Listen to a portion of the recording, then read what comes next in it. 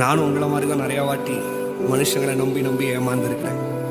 ஏமாற்றம்னா என்னன்னு எனக்கு தெரியும். அந்த நம்ப வச்சு கழுத்தறுக்கிறதுலாம் என்னன்னு எனக்கு தெரியும். நீ நம்பினவங்களை விட்டுட்டு போனானா எப்படி இருக்குன்னு தெரியும்.